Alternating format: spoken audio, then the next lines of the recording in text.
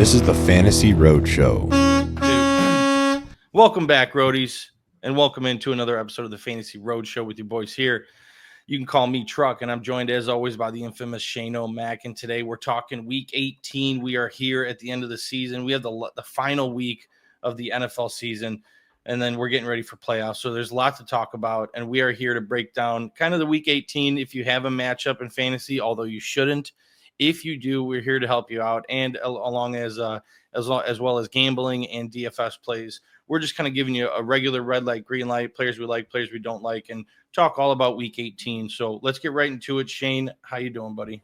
Man, I'm doing good. Up until this last year, I still had one league that played a Week 18 championship. So this is my first year without a Week 18 championship. So good on you. Yeah, it's good. A part of me misses it, like the what? There's a part of me that misses like the diving into the backups that are going to play and making waiver wire pickups. I will say, as you mentioned, that it does add a wrinkle to the season, right? It adds a bit of intense trying to fill some spots that you may have if you have certain players on teams that they're going to be sitting their starters. We'll talk about those teams a little bit, but it does add some competitiveness at the end of the season where if you're in the championship, better plan accordingly because, it gets hectic because that's exactly what Week 18 is. It's hectic. Mm-hmm. So, but yeah, I'm not in any leagues with a Week 18. I wouldn't be in any of those leagues,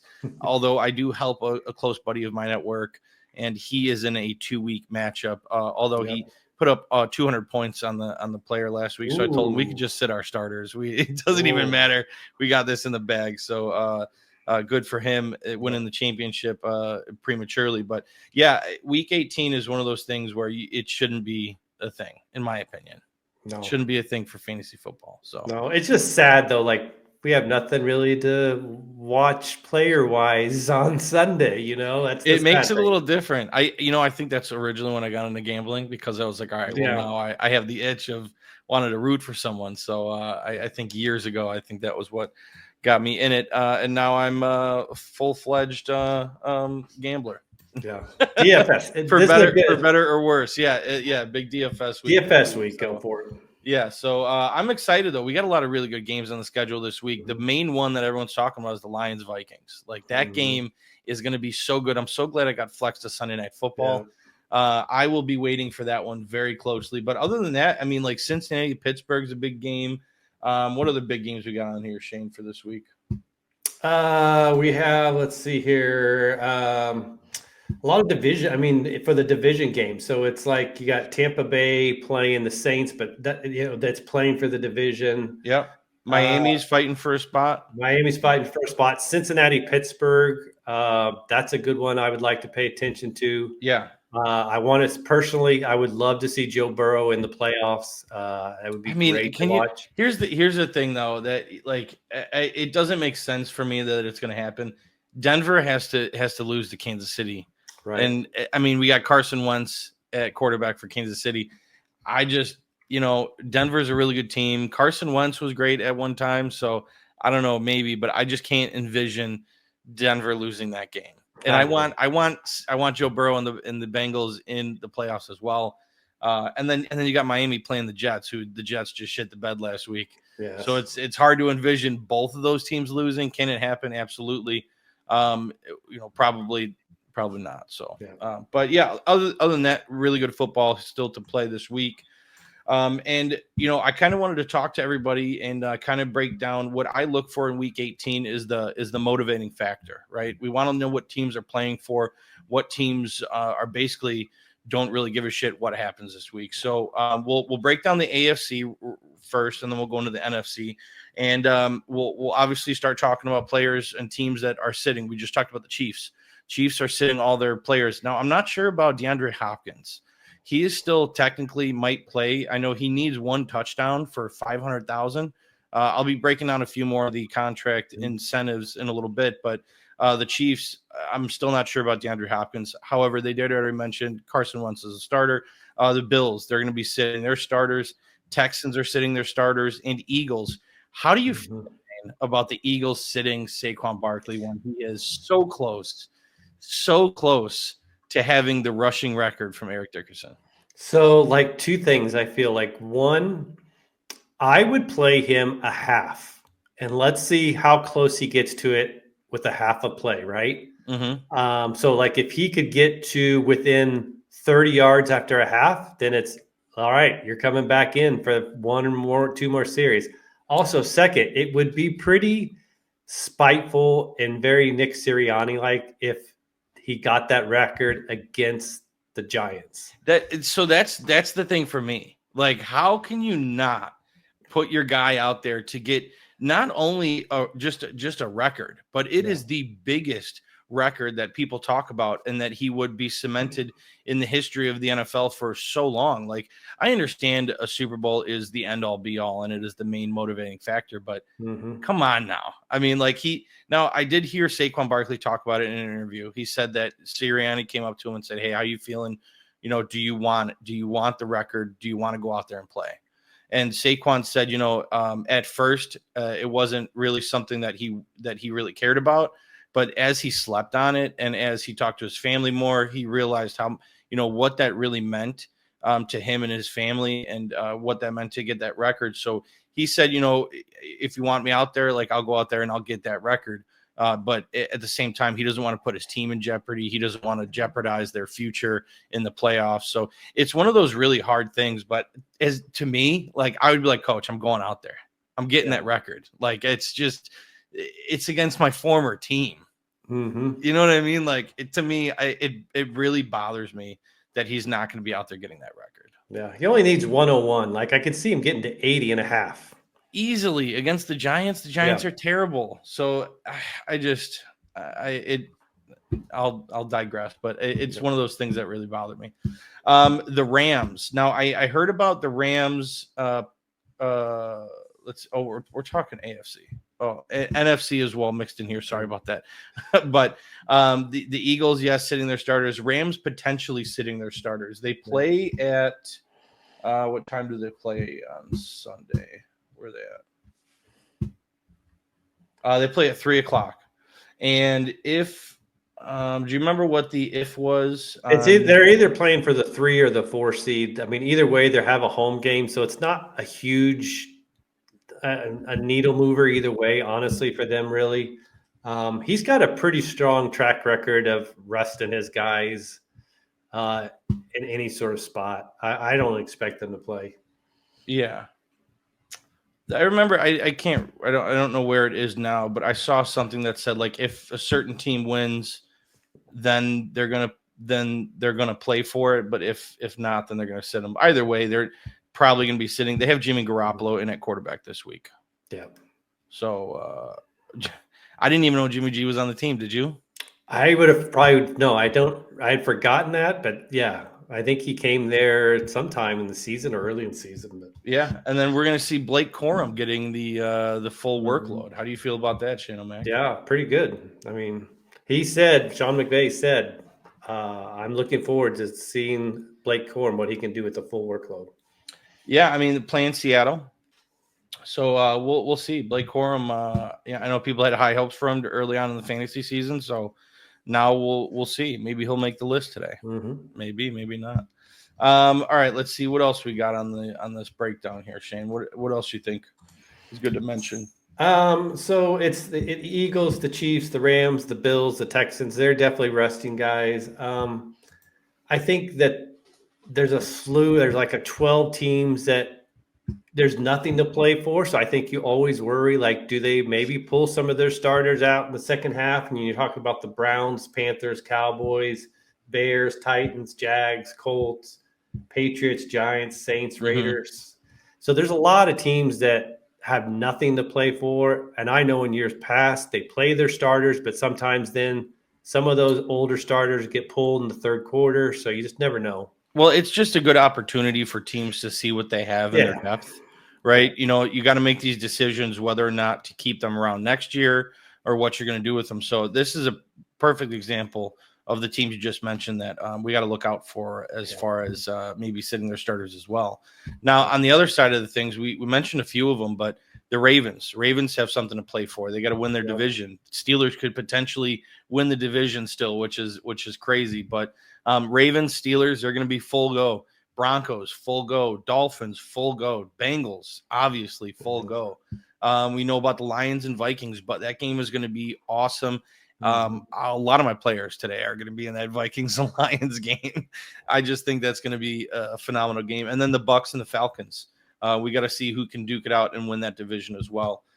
So that's kind of the breakdown of motivation going into this week. Yeah. And kind of just as a preface, because this, again, we're talking DFS gambling, possible fantasy starts that, we want players that are going to be playing for something in week 18. Yep. So I think the one, we don't forget, there's a couple Saturday night games. So the one I'd forgotten about that I wanted to mention was, so Steelers playing the Bengals Saturday. If the Steelers win that game, the Chargers have nothing to play for on Sunday.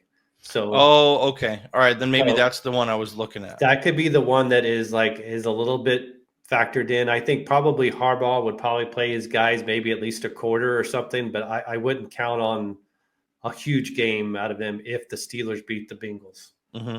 Yeah, that's fair. That's fair. All right, well, let's jump into it. Shane, why don't you go ahead and kick us off? Who is your red light quarterback of the week? So the guy I'm going with is he's got something, they'll be playing, but I'm avoiding Jordan Love again. Listen, I just think in this matchup that they have, playing the Bears, who are awful against the run, I just feel this is a heavy rush game. And we even saw last week, I remember I was watching that game vividly against the Vikings, and Jordan Love was held under 100 yards and throwing in that first half. I just think this is a game where it's probably 30 plus rushes on the offense for the Packers, and Jordan Love's limited to 13, 14 points, which has kind of been sadly where he's been around the last 5 weeks. Yeah, absolutely. Yeah, it's been tough. I saw Josh Jacobs come out and say that he doesn't really anticipate getting a lot of work this week. Yeah. Whether that's, is saying he's going to be sat, or he said, I'm not getting 30 carries this week. So, maybe they're taking it easy because they don't have much to play for either. Their spot's kind of locked in as well. So, that's a good point. Did you have any others on your list? No, that's just the one. I've got a couple on the green lights, but just, the one on the red. Yeah, that's fair. I know Kansas City is sitting their starters. But I'd be worried about Bo Nix this week. I don't have a lot of faith in Bo being able to beat this defense. I know I talked about it earlier, how the Broncos, they should win this game because the Kansas City Chiefs are sitting their starters. But Bo Nix against this Chiefs defense, even if they sit most of their guys, I wouldn't be excited to start Bo Nix. I'm not betting on Bo Nix this week. I would bet on Denver to win the game because I don't think it's going to take much for them to win. But something about Bo Nix this week has me on pause. And see, I almost put him on my list. I would be, if you're looking at prop bets, I would love to know what his rushing prop bet is, because he's been given a pretty good amount of rushing production. I think each of his last 3 games, he's been over 25 yards rushing or something. So that's something, if that line's set in the high teens or something, that's probably one I would look to do. But I think he could have a solid floor game. The guy I kind of like, if you're playing DFS and you're looking for kind of a cheaper option that you could really spend up your money in other positions that that you needed to get a good guy at, I would look at Josh Dobbs playing this week. I love me some Josh Dobbs. Rushing touchdown last week. I mean, when he came in, Pepper and Juwan Jennings, and he doesn't look that bad. 34 yards passing. He had the rushing touchdown. And I was okay, I feel in his first 3-4 games last year, he was really good. And so I went and looked, and the first 3 starts he had for Minnesota last year when he came there, he was a top 7 quarterback in each of those games. I mean, Kevin O'Connell. He knows how to coach quarterback. However, on the other side of things, Kyle Shanahan, very, very good coach. Very good. Yeah. When you got a good coach with a backup quarterback, you never know. There might be some fireworks there. Yeah. So, yeah, I like that. Yeah. All right. So is he not your green light guy? Or is he he's green light guy? He's my green light guy to go with the cheap option. Okay. I think there's going to be people are going to probably be hammering Goff and Darnold, but I like, if you want to spend up in other positions, I like Dobbs at the quarterback position as a cheap option. All right. So my green light is Geno Smith. Okay. Oh. Now the reason I'm doing this is because contract incentives. Okay. So I'm going to break this down for you. Okay. All right? I'm going to read a little excerpt off my notes here. Okay. Smith is in line for some big money if he can top his career numbers to end the season. Okay. So he gets $2 million each for each career number, right? Okay. So he'll get $2 million each if he passes his career high in yards, 42.82. His career high in passing touchdowns, 30, in completion percentage of 69.7, and passer rating of 100.8.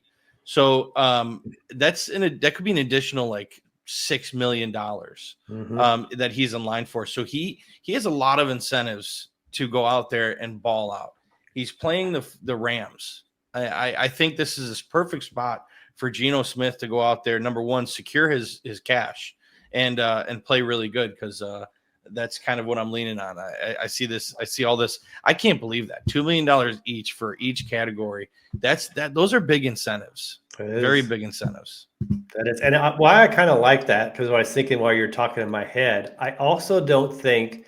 I think because this is a brand new head coach there, I don't think he's the type that would send that message to other players where they would bench Geno so he wouldn't get those financial incentives. I think he's going to be all about showing other players and setting the tone for future years.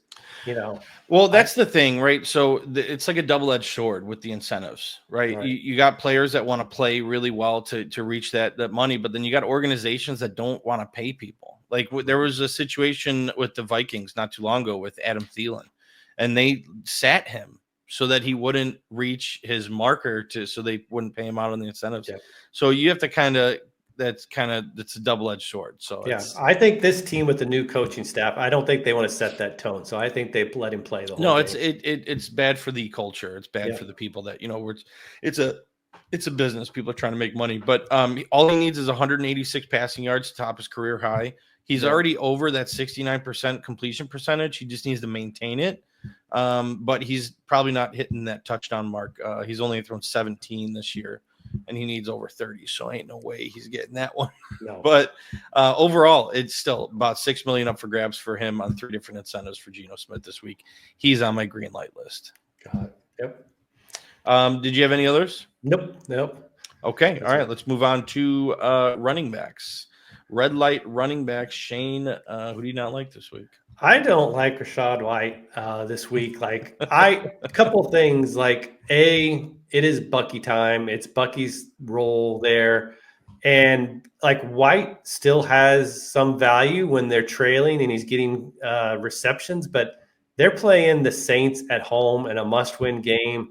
I just don't see White getting any sort of receiving work. I think this is they get up big, heavy, and just lean on Bucky, and White's touches are pretty limited. I think he's only had 15 touches in the last 2 weeks. I think he's similar, around that 8 to 10 touch mark at the max.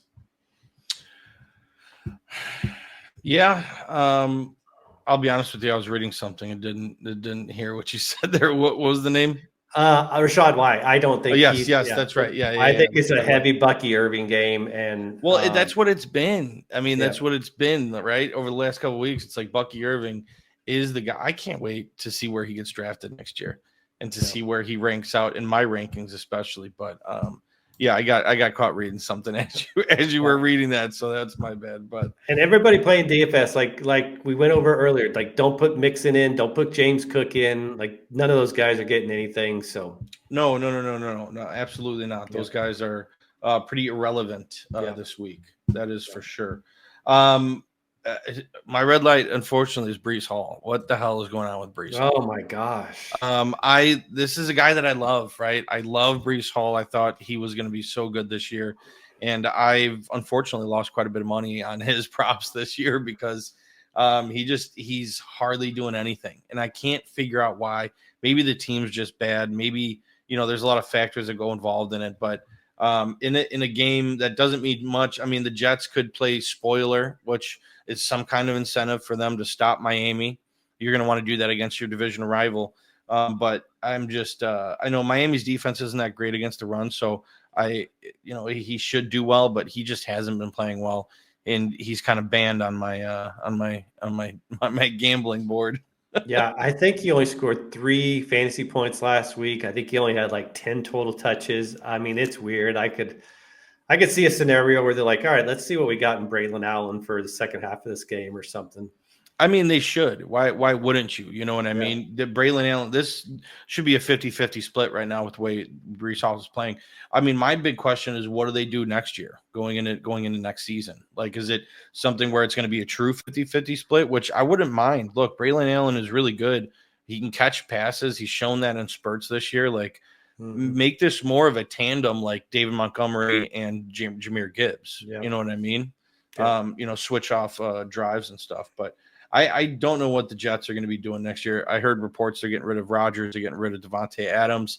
Garrett Wilson wants a trade. Like, this organization is a dumpster fire right now, and I have no idea what direction they're going to go. You know what we need to do? We need to get Matt O'Leary on one of these episodes coming up. Maybe he's our first guy we call, and kind of get a status update on what the hell's going on with the Jets. Yeah. So put that in the think tank. All right. All right. So what about green light, Shane? Who do you like this week for running backs? Who's on your radar? All right, I have 2 guys, and it's going to be my theme for all my green lights. 1 main guy, then 1 cheap option for DFS. So my main guy I like is Zach Charbonnet. Playing the Rams, like we mentioned, the Rams have nothing to play for. They're going to be resting defensive starters. Just put that game against the Bears out of your mind. What happened last week? That was a weird game. It was weather. Like, neither offense could move the ball. It was really odd to me. Like, yeah. I was hammering Charbonnet as like a top 7 running back last week, and it was a letdown game. But this is going to be a much better bounce back game for him. And then my sleeper DFS cheap option, you mentioned him a little bit earlier, and it's Blake Corum. Like, I really think we're looking at 20 touches for Blake Corum, and I've seen him in some games. Like, he's got a little bit of Kyron Williams in him. Like, he can make some guys miss. He can be used at the goal line. I think you're looking at 20 touches, 100 yards, and probably a touchdown against Seattle. Yeah, I'd agree with that. I think you're spot on there. And yeah, that game last week, watching it as a Bears fan, that was one of the worst viewing experiences I've had all season, and that's saying something. My green light running back this week is none other than Tony Pollard. And again, this goes along with contract incentives. Okay, I'm going to be hammering this point all episode. Look, he's got a couple up for grabs. He's got about 250,000 for a rushing yards and another 200,000 for rushing touchdowns. He needs 1,100 yards. He's only 83 yards away. So just needs an 83-yard game for 250K. Lock that in. And then he needs to score 2 rushing touchdowns for another 200K. He can't hit his reception mark, but still about 450K up for grabs. That's a large chunk. So I think this is a good game where, he's healthy now. We've seen Tyjae Spears do well the last couple of weeks, so maybe he eats into it. But I feel like Tony Pollard's going to try to get his.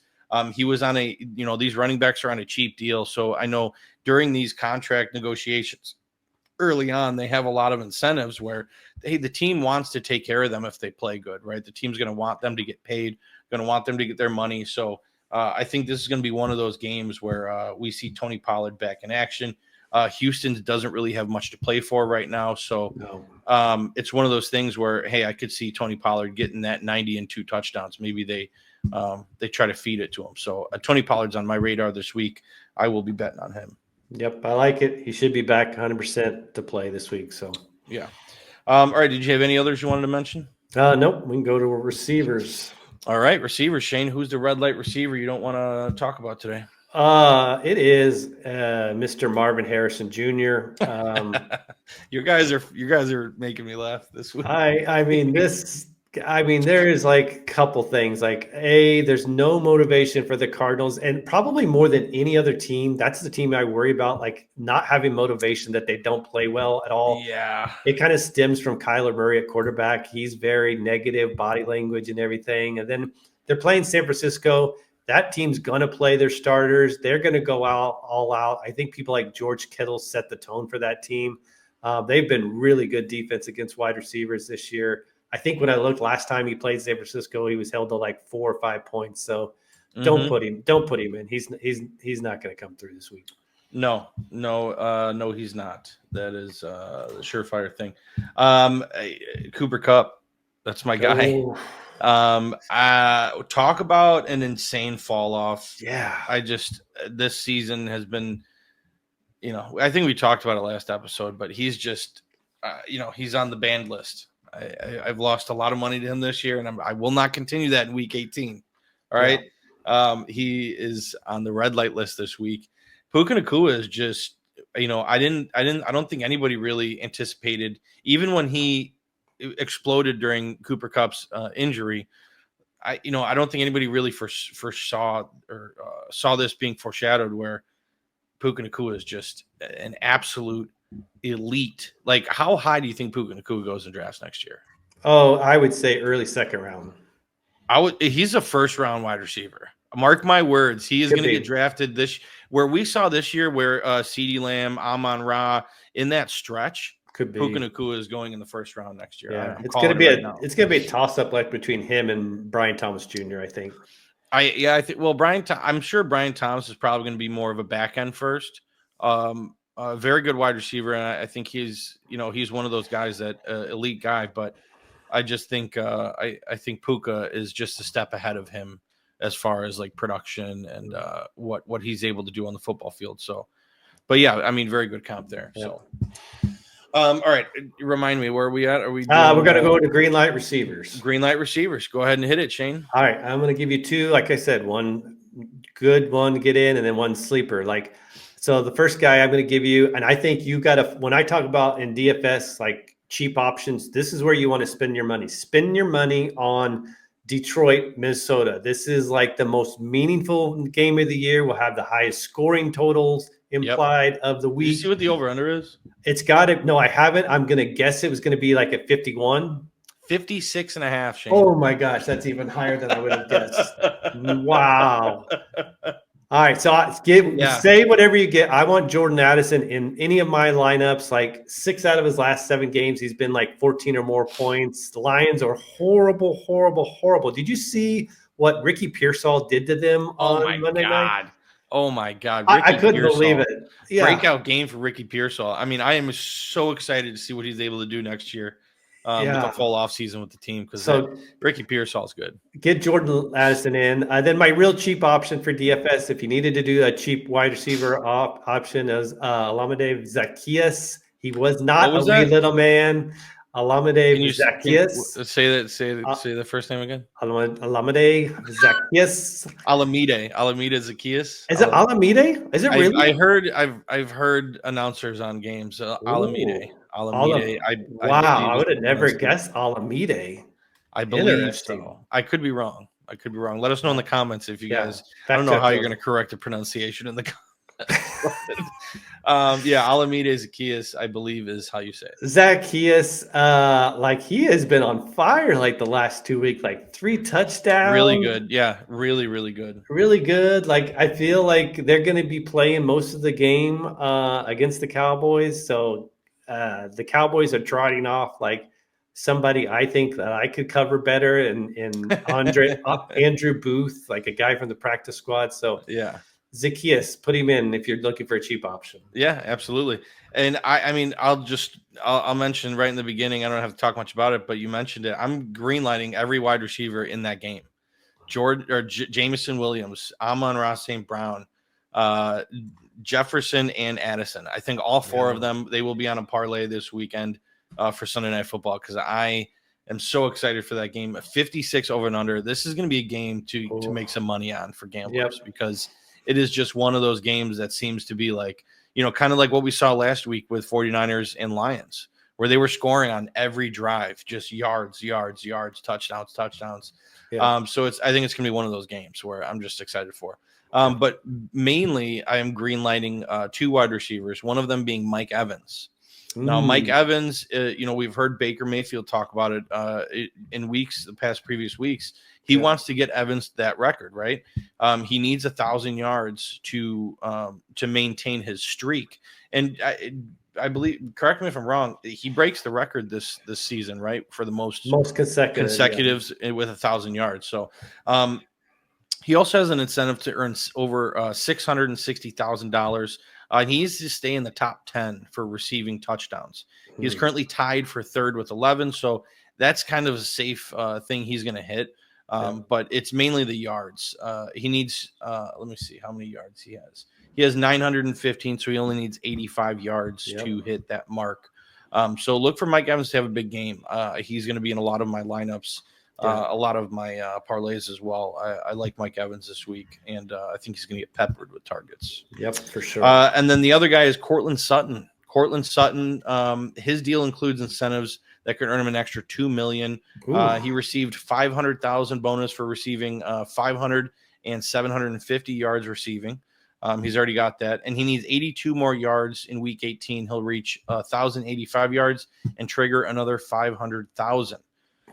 Since the team has already scored more points this season with 387 than last year, he also have played in all the Broncos 17 games, pushing his game total bonus to 500,000. So he needs 82 receiving yards. I'm looking for him having a big game. I think he's going to cash out on all those incentives. He's been a really bright spot for this Broncos team this year, and the ascension of Bo Nix getting him the ball. So. Yeah, I could see both those guys, Evans and Broncos with Sutton. Like, they probably really pass heavy in the first half to try to get there maybe and build the lead through the pass. So, yeah, absolutely. All right, so those are my guys. Right. As far as tight ends go, Shane, I'll let you know right now, I don't have much for tight ends. I have one green light guy, no red lights. So why don't you go ahead and tell the people about any bad news tight ends this week. All right. I know he'll be playing, but do not put Jake Ferguson in your lineups. Like, I don't know what it is with Cooper Rush and him, but like since Cooper Rush took over, like 3 of his 4 games, it's been 6 or less PPR points. They're just not hooking up. I don't know what's going on there. So that's my red light guy. My green light guy, I'm going to give you an either or because you're going to know which guy to play. And you know how I love these low streaming guys. And so these 2 guys would be cheap DFS options. Number 1, it is if he is active, he missed practice on Wednesday. Payne Durham for Tampa Bay. I actually picked him up and plugged him in a league last week. He had, I think it's 7 catches, and he's had 7 catches for like 60 yards in the last 2 weeks and a touchdown. But if Payne Durham is not in this game, because I watched this guy in the game last week take over for him some, the name to put in if he's ruled out is Devin Culp, number 82 on Tampa Bay. So he went for Devin Culp, number 82. I know. I watched this game. He was good. He was down the field. I think he went for 3 for 58 yards or something. So that's either one of you'll know who's going to be starting. Payne Durham, but if Payne Durham is ruled out, pivot to Devin Culp. Devin Culp. First time I've ever heard that name. Yep. It was the first time I saw him on Sunday. Yeah, you know how to dig deep for those names. So, hats off to you on that one. That's a big one. All right, so my green light tight end this week is Zach Ertz. Now, Zach Ertz is playing for a lot this weekend. If he catches 2 touchdowns, he earns another $250,000. Okay. He needs 9 catches to secure $250,000.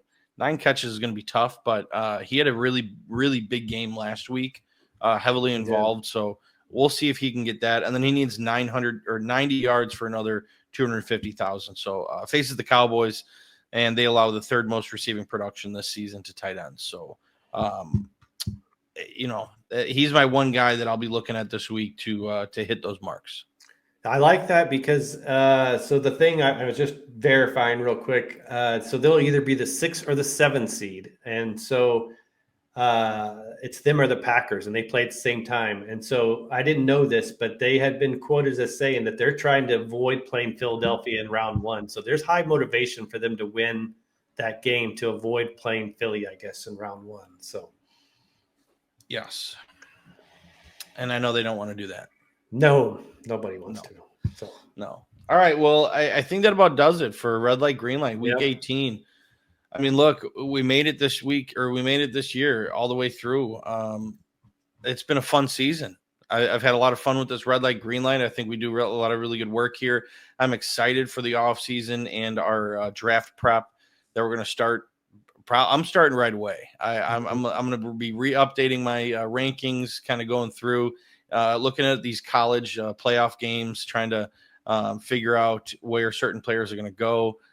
Did you watch the Arizona State Texas game the other day? I did, because I did. I two reasons. Like, as a Big 12 guy, I was rooting for Arizona State. Okay. But I love me some Scatterboo. I mean, you love Scatterboo, huh? I love me some Scatterboo. It's hard not to love this guy. I mean, the guy is a football player through and through. That pass, horrible pass, terrible throw. And somehow the wide receiver was able to come back and grab it. But just him having 160 rushing yards, 999 receiving yards, that 43-yard passing touchdown. Like, he's just a football player. Yeah. And that's, you got to love it, because we love the sport. We love watching the sport. And he's one of the reasons, this type of player that, man, he's like Peyton Hillis reincarnated Peyton Hillis and Mike Allstott. You know what I mean? He's that archetype. So the short guy, not a very tall guy. I saw him standing next to, what's his name? Manning. Peyton? No. The backup. Archie Manning. Archie Manning. Yeah, I don't know why I couldn't think of his name. Archie Manning. He was standing by him, and Archie's pretty tall, but Cam Scatterboo looked really small next to him. So I'm going to go ahead and give you an early prediction. The Chargers are drafting that guy. That is a Jim Harbaugh guy if I've ever seen one. I mean, he definitely seems like it. Yeah. And I wouldn't doubt it if they do, and he becomes kind of like a fullback. Mm-hmm. You know what I mean? That like kind of a juice check or a Patrick Ricard type player, where just one of those thumpers, get a good fullback. And a lot of those teams that have good fullbacks play really good ball. So, yeah, I could see that. I saw in an interview, he said he wants to play for Kansas City. I mean, who wouldn't really? Come on. I mean, coming in, exactly. Coming into the NFL, who wouldn't want to play for Kansas City? Yeah. But, yeah, he seems like a Harbaugh guy. So I'm excited to see who drafts him, where he ends up. And this part of the season, oddly enough, gets me really excited, right? You're starting to figure out, anticipate where people are going to go, what players are going to change teams. So there's a lot to talk about this offseason, and we will be here talking through it. So please like the video, subscribe to the channel, follow us on social media, get in with the Substack, thefantasyroadshow.substack.com. We will be sprinkling articles throughout the offseason. I know Shane will talk, and we got a lot of good topics to cover, a lot of good information to break down. It's going to be a fun offseason, so hang with us. We're going to be talking ball the whole time. So other than that, Shane, you got any closing comments? I think just buckle up for week 18, folks. There you go.